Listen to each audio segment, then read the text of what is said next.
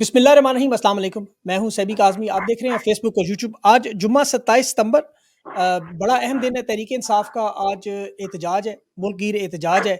और इस वक्त जो मामलात हैं वो बड़े अहम हो चुके हैं। एक तरफ हुकूमत आइनी तरमीम करवाने के लिए 2/3 अक्सरियत के लिए इस वक्त आप कह लें दीवाने हो चुके हैं। मौलाना फजल रहमान पर बार बार बातचीत के रास्ते खोले जा रहे हैं। तहरीक इंसाफ के साथ उनका जो आखिरी रबता हुआ, तहरीक इंसाफ उस पर बड़ी पुरुम्मीद है कि मौलाना साहब के साथ उनकी गल हो गई है। अब ये गल हुई है कि नहीं, मौलाना साहब वोट किसको देंगे, ये बड़ा अहम मामला है। इसके साथ-साथ काज़ी फ़ाइज़ और मंसूर अली शाह साहब का जो मामला है वो भी आपके सामने है। मखसूस नशिस्तों का मामला जिसमें मंसूर अली शाह साहब ने एक बड़ा तफ़सीली फ़ैसला भी जारी किया।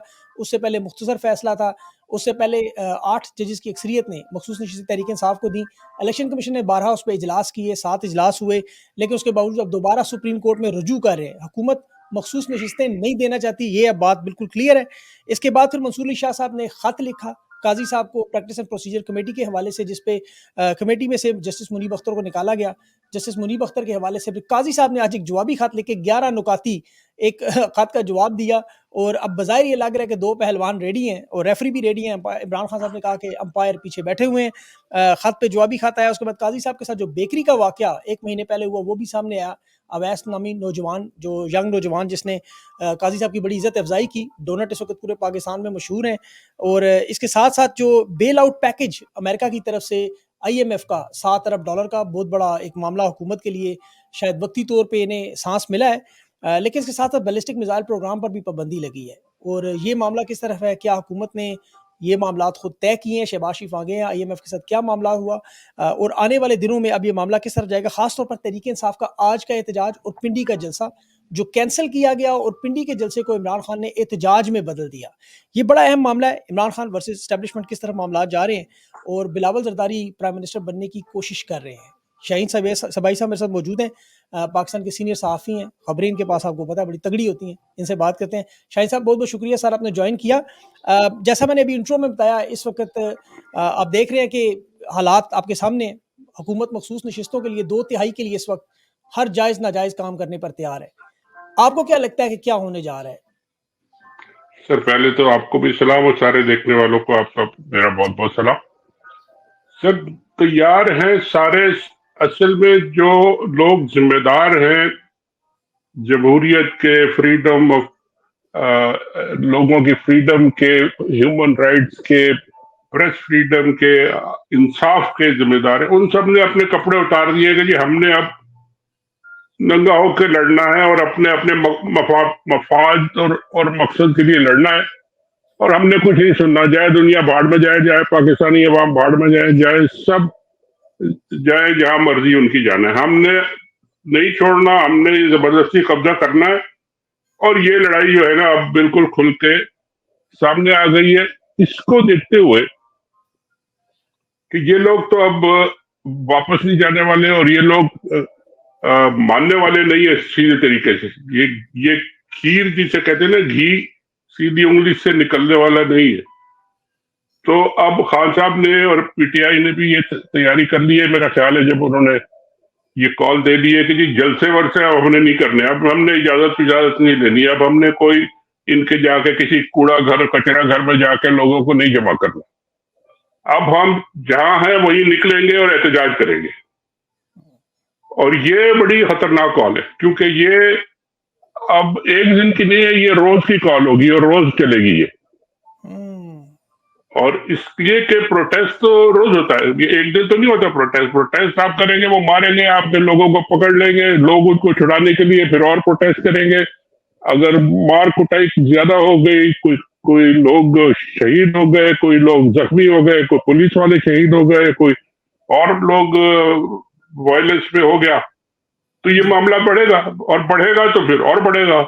तो ये अल्टीमेटली सिचुएशन उस तरफ जा रही है जैसे बांग्लादेश में जब ये शुरू हुआ था स्टूडेंट्स का प्रोटेस्ट, और वहां उन्होंने उसको मारा और स्टूडेंट्स फिर सामने और आ गए, और मारा फिर और आ गए, तो फिर मामला शुरू हो गया और सारे लोग भी शामिल हो गए उसमें।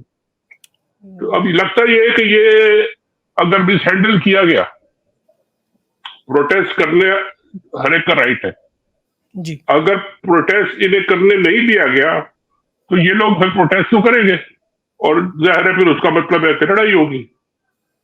तो लड़ाई को अगर इन्होंने मिसहैंडल किया तो और लड़ाई होगी और ये फिर लड़ाई बढ़ेगी, फिर वकील भी इसमें शामिल है, फिर जज भी इसमें आ गए सारे, अवाम तो पहले से ही मरे हुए हैं, वो भी इसमें शामिल है, अपोजिशन वाले भी शामिल है। तो इन्होंने प्लान बनाए हुए हैं कि जी ऊपर की जो कहते हैं ना पैलेस इंट्रीग, जैसे आपने अभी इंटर में कहा कि जी सब मिलके वो बिलावल साहब अपनी ख्वाब देख रहे हैं कि मैं वजीर आजम बनूंगा और कौन क्या बनेगा और पता नहीं क्या होगा। उन सब ने अपने अपने ख्वाब और अपनी इंट्रीग तो कर दी, उन्होंने अवाम को इसमें शामिल ही नहीं किया गया। अवाम भी कोई चीज है, इनका भी कोई रोल है, या ये भी कुछ कर सकते हैं या नहीं कर सकते। तो ये सूरत हाल है और बड़ी खतरनाक सूरत हाल है, और इसमें अगर अक्ल और जिसे कहते हैं सैनिटी प्रिवेल ना हुई तो मामलात फिर बहुत हाथ से निकल सकते हैं, और ऐसा भी हो सकता है कि सबके हाथ से निकल जाए, फिर किसी के जो काबू में ना रहे। ओह! सर बड़ी खतरनाक। लेकिन ये कैसे सर, ये आपके ख़्याल में अगर इसको सैनिटी प्रिवेल करे और ये सोचें इस मामले को, तो इसका क्या एक अच्छा हल सॉल्यूशन क्या होना चाहिए? देखिए सॉल्यूशन ये है कि ये अब ये प्रोटेस्ट करेंगे, इनको आप प्रोटेस्ट करने दें। दुनिया भर में हर जगह हर रोज प्रोटेस्ट होते हैं, तो क्या वहाँ लड़ाइयाँ होती हैं, झगड़े होते हैं, फसाद होते हैं, या कोई अरेस्ट होते हैं, क्या होता है? अगर कोई कानून को हाथ में ले तो आप अरेस्ट करें, ठीक है। बिल्कुल। अब ये करेंगे ये कि जी ये हर शहर में आप 144 लगा देंगे कि कोई घर से बाहर नहीं निकल सकता, और लोग निकलेंगे। तो अगर इन्होंने यही किया कि जी किसी जगह भी आप 4 आदमियों से ज्यादा इकट्ठे नहीं हो सकते, तो अगर ये तो फिर डायरेक्ट लड़ाई हुई ना, तो लोग निकलेंगे, तो फिर ये मारेंगे तो फिर लड़ाई होगी। फिर जैसे मैंने पहले कहा कि जी ये काम एक बार शुरू हो गया तो फिर ये चलेगा, फिर रोज निकलेंगे लोग। अभी हुकूमत सर 2 तिहाई अक्सरियत की कोशिश कर रही है, अपना ग्रिप उस पे मज़बूत करने के लिए मखसूस नशिस्तों का मामला हो, अभी आईनी तरमीम जो की जा रही हैं और साथ इसके जो फजल रहमान साहब हैं, ये 2 चीज़ें आईनी तरमीम आपके ख़्याल में ये कामयाब हो जाएँगे? आईनी अदालत बना लेंगे, आपको लगता है? सर ये कामयाब हो जाएंगे, जिस तरीके से ये कामयाब पहले हुए हैं उस तरीके से ये बिल्कुल कामयाब हो जाएंगे। ये इंडिया पे भी कब्जा कर लेंगे इस तरीके से, अगर कहा जाए यही तरीके अगर इनके चलते रहे।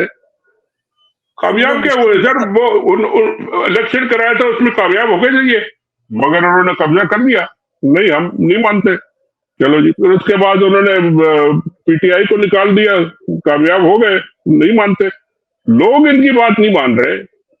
लोगों ने फिर भी जाके इलेक्शन में हिस्सा लिया, लोगों ने फिर भी जाके पीटीआई को जिता दिया, लोगों ने फिर सीटें अदालतें इनके साथ मिल गई, अदालतों ने इनको रेस्टोर कर दिया कि जी आप पार्टी हैं, आपको ये सारी सीटें भी मिलेगी। तो ये तो अपनी तरफ से तो कामयाब बहुत हुए बैठे हैं ना ये, और जबरदस्ती का डंडा मार, पकड़ लो इसको, पकड़ लो। यानी आपने कभी सुना है कि जी दुनिया की कोई कोई असेंबली या कोई वो आईनी तरमीम पास करे कि जी नोटाइजम जायज है? सही बात है, बिल्कुल। ये 63 ये बिल्कुल सही बात है, मज़ाक ही बना दिया सर। मजाक बना रहे, अपने आप को मजाक बना रहे। कि वो काजी फैज साहब कहते हैं कि जी मैं तो बैठूंगा 3 साल, आप क्या कर ले, उतर आए, कपड़े शपड़े उतार के आ गए, अपने जजों को लिख के गालियां दे रहे हैं। उनका काम सुप्रीम कोर्ट को एक मुअज़्ज़ज़, सबसे मुअज़्ज़ज़ इदारा है पाकिस्तान, सब पूरे पाकिस्तान को इंसाफ देना और हर चीज को इन ऑर्डर रखना और बराबरी से चलाना उनका काम है। वो अपना घर नहीं संभाल सकते, अपने जजों को, सीनियर जजों को वो कह रहे हैं तुमने ये नहीं किया, तुम्हारा हुलिया ठीक नहीं है, तुम बात ठीक नहीं करते हो, तुम पता नहीं क्या करते हो। कानून और आईन और उसकी बातें छोड़ के वो कहते हैं आप जवाब ठीक नहीं देते मुझे, इसलिए मैंने आपको कमेटी से निकाल दिया। यार ये कोई घर की खेती बनाई है, क्या किया उन्होंने? ये इनका हाल है। आज मैंने सर एक साबिक चीफ हैं, चीफ जस्टिस हैं ऑस्ट्रेलिया के, उनसे बात की, उन्हें मैंने वो दिखाया और यकीन करें वो सर पकड़ के बैठ गए। पहले वो समझ रहे थे कि मैंने, यकीन करें वो मुझे कह रहे थे, वो कह रही थी कि आपने ये खुद लिख के मुझे भेजा। मैंने कहा नहीं, आप यकीन कर लें, ट्विटर पे पड़ा हुआ सब देख लें आप। उन्होंने फिर कहते हैं अच्छा, मुझे समझ नहीं आ रहा कि ये किस तरह, मतलब ये क्या बातें क्या हैं सारी, वो जी वो समझ नहीं नहीं उनको आ रही। उनको ये समझ नहीं आ रहा होगा कि इस ऐसे बंदे को सुप्रीम कोर्ट का चीफ जस्टिस किसने बना दिया है? ये वो कौन लोग हैं? कि कोई लेकिन वो रैंकिंग बंदा बिल्कुल, वो रैंकिंग देखेंगी तो उन्हें अंदाज़ा हो जाएगा क्यों वो बने। अच्छा, फजलुर रहमान साहब के सर हाथ में बड़ी इस वक़्त गेम है, उनके पास लोग भी मौजूद हैं। तहरीक-ए-इंसाफ की उनके साथ बातचीत तो बड़ी बेहतरीन हुई है, अभी वो सलमान अकरम राजा और मिल के वो जो सेनेटर कामरान मुर्तज़ा आईनी मसौदा भी बना रहे हैं, मामलात भी ठीक कर रहे हैं और बड़े कॉन्फिडेंट हैं। आपको क्या लगता है फजलुर रहमान साहब किस तरफ खड़े होंगे? सर फजलुर रहमान साहब अपनी तरफ खड़े होंगे।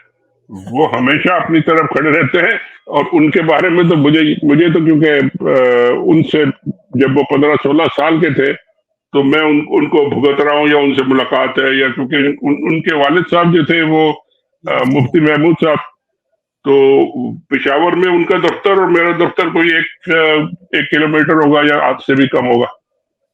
तो उनका हम 1970 में 69-70 में उनकी कवरेज करते थे। मुफ्ती महमूद साहब इलेक्शन लड़ रहे थे और 70 का इलेक्शन जो हो रहा था, तो ये उस वक्त 15-16 साल के 17 साल के होंगे।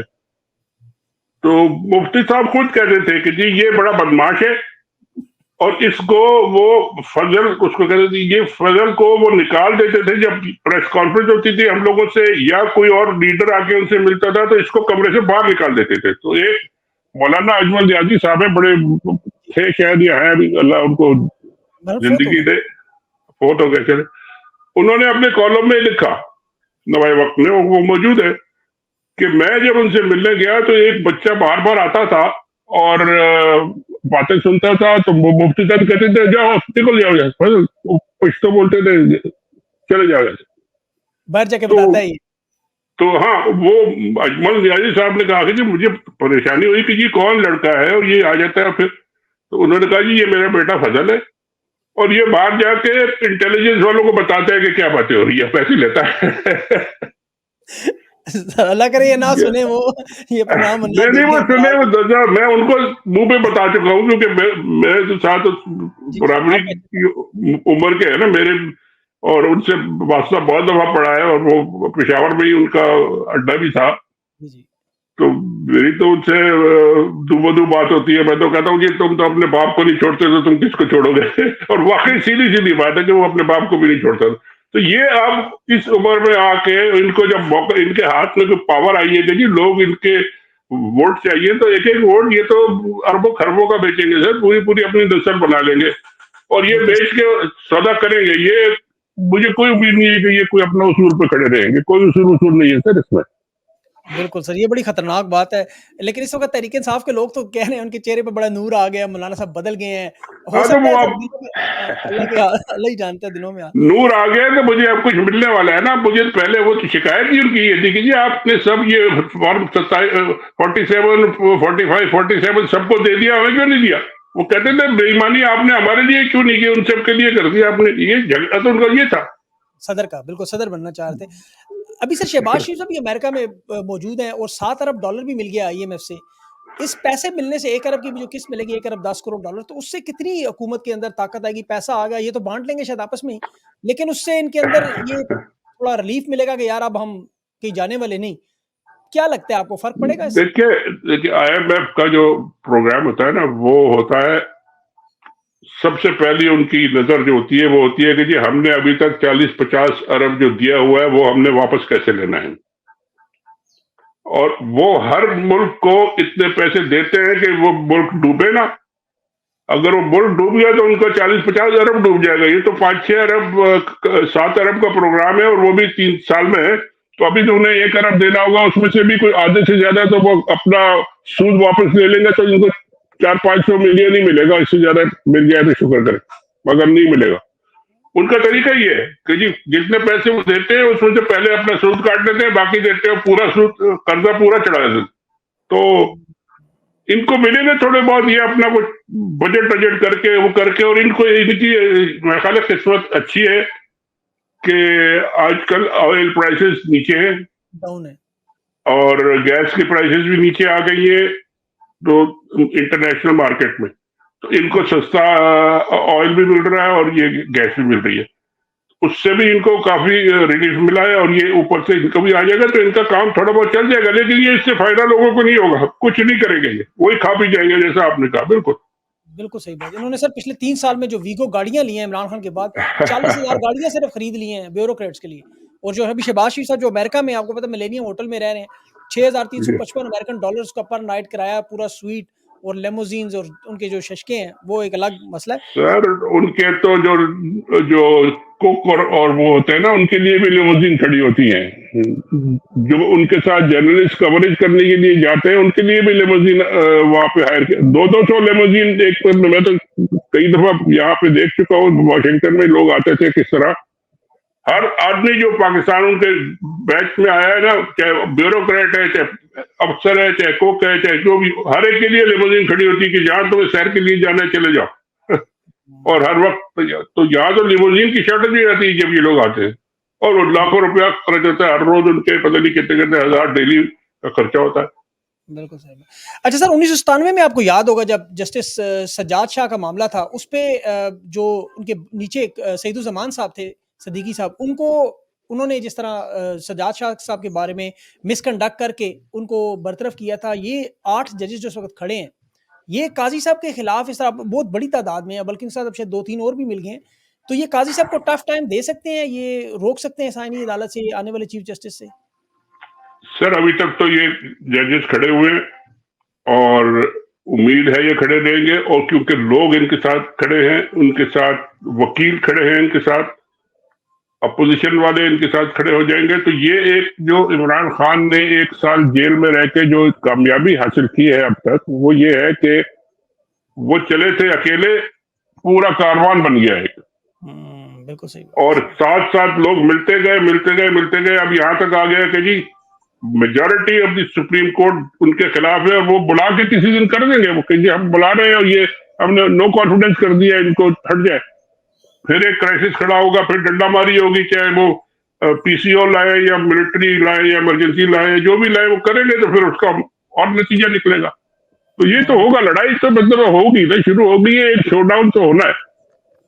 मतलब ये आपको लग रहा है कि क्योंकि आगे शंघाई कॉर्पोरेशन कॉन्फ्रेंस भी आ रही है, चीन के वज़ीर-ए-आज़म भी आ रहे हैं अक्टूबर में, तो अगर ये मामलात इस तरह रहेंगे तो सियासी इस्तेहकाम तो नहीं आ सकेगा, तो मामला तो नहीं नहीं, खराब हो इस्तेकाम तो कोई नहीं आता जी। आप सबसे बड़ी पार्टी को बैन कर दे, सबसे बड़े लीडर को पकड़ के बंद कर दे, वो उन्होंने एहतजाज की कॉलें दे दी है, वो पूरे मुल्क में एहतजाज करेंगे, तो मुझे तो लगता है कि ये एहतजाज, अगर ये हर मुल्क को इन्होंने हर शहर में इन्होंने कर्फ्यू लगाने शुरू कर दिए और 144 लगाने शुरू कर दिए, और झगड़े और फसाद शुरू हो गए, तो ये कॉन्फ्रेंस ही कहीं ना आगे बढ़ जाए। क्योंकि आपने पहले या तो पूरा मुल्क बंद कर दें, या पूरा जो शहर जहां पे कॉन्फ्रेंस हो रही है वहां कर्फ्यू लगा ले के कोई घर से बाहर नहीं निकलेगा 3 दिन जब तक ये कॉन्फ्रेंस होगी, तो कर ले। वो मतलब है कि एक जीएचयू के अंदर कर ले, अगर ज्यादा खौफ है तो।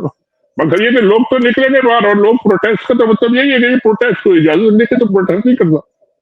तो ये सिचुएशन अगर कंट्रोल इन्होंने ना की और हैंडल ना की सही तरीके से, तो ये इनको मुसीबत हो जाएगी कि जी कॉन्फ्रेंस करना मुसीबत हो जाएगा। अभी भी कोई घर से, ये जो घर से बाहर नहीं निकल सकते। अब ये जो आपने बताया था कि जी वो काजी साहब को डोनट को जो मुसीबत पड़ गई है, जी, जी। ये कोई, मुझे लगता है कि जी ये हाल के लिए बहुत पुरानी ये वीडियो लगती है, क्योंकि इसलिए कि ये आजकल के दिनों में या महीना पहले या 2 महीने पहले ये नहीं होगी, क्योंकि इन दिनों में तो काजी साहब घर से बाहर निकल ही नहीं सकते, वो जाके डोनट की शॉपिंग करने निकले होंगे। ऐसा तो मुझे लगता ही नहीं है कि वो कोई कर सकेंगे। कोई पुरानी पिछले साल की या कुछ और होगी, लोगों ने अब निकाल के चला दी, ये अलग बात है।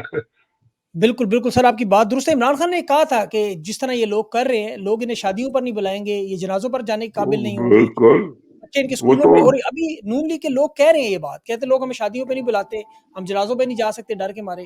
मामलात तो वाक़ई जहाँ 10 लोग होते हैं वहां लोग नारे लगाने लगते हैं इमरान खान के। अब शादी हो या जनाजा हो, जो भी हो, अब वो तो अपना कैदी नंबर 804 के गाने गाने लगते हैं, तो क्या करेंगे ये बेचारे। बिल्कुल सर से। बस आखिरी सवाल सर ये कि आपको मूविंग फॉरवर्ड इन तमाम चीज़ों में खान साहब की रिहाई और कुछ एस्टेब्लिशमेंट से मुज़ाकरात तो खान ने बिल्कुल रोक दिए हैं।